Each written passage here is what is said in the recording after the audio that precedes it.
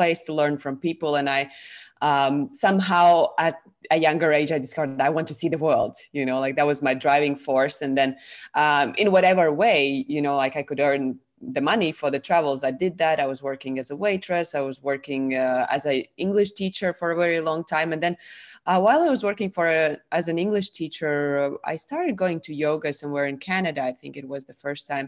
And then, traveling around, going to different yoga studios, I thought, well, maybe yoga is a better way to travel. Like if I get the yoga teaching certificate, I can teach yoga and, on the beach maybe. And that for the travels, it's like, oh, that could be nicer picture than teaching English in the city. So I thought maybe this is a good opportunity. So quite actually, like selfish reason. It was like, I wanted to move in a more peaceful lifestyle. So maybe the yoga teaching, could help me. And also, I felt there was something deeper, that aspect of not just working out, but I felt good, like I felt really good by doing that while I was in a class. And I thought maybe this is, and I remember when I applied for the yoga teacher certificate, I was like, this is a stepping stone. This is something that is gonna, like one little journey, like step, and I'm gonna step on it. And then I don't know what's gonna happen next, but I have to do it now. So that's about yoga teaching and how it started. So wasn't it difficult? Like, I'm sure you must be very young when you started to travel, and then like not everyone has the guts to like work as a waitress, and then there is some issue associated with that. So how did you face it, or did you struggle with it? Like, how was it? So when I started, I think first time the work abroad, I was working as a nanny. I was 18. And for me, it was just, I always saw, and that's also like reflections through my book and everything I've done through my work, was I always saw the opportunity. I didn't see that, like, oh, okay, I'm going to be just a nanny, like I have to do something great in life. I saw I'm going to be a nanny in Luxembourg in the middle of Europe. So I can go and see Paris. I can go to Belgium. I can go to Germany. And for me, like, you see, like my eyes lit up when I talk about countries. And I was like, okay, I'm going to be there. So I have, like for a month, I have 4 Sundays off and I can do that. So I didn't see that, oh my gosh, I have to work 6 days a week from morning till evening in this place, like looking after kids. But I saw these opportunities. Like my mind has always been focused on that, like what I can gain and what I can take from that. Also as a waitress, like you work in, I was working in London because I already made that like from Latvia where I was born. I was like, okay, I'll go to London. What can I do here? Whatever I can do just to make some money, to travel more, to explore, and also, like to see England or even to enjoy London, because that was new for me. But I always saw that as a, like, oh, there's opportunity to go there, to do this, to like explore something. Yeah.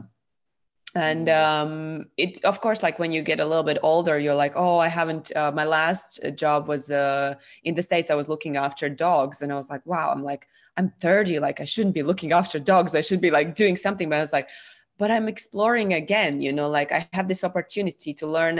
And there again, I had a different intention. I wanted to learn more about the abundance mindset, and I was staying as a live-in dog nanny, but with a very abundant family.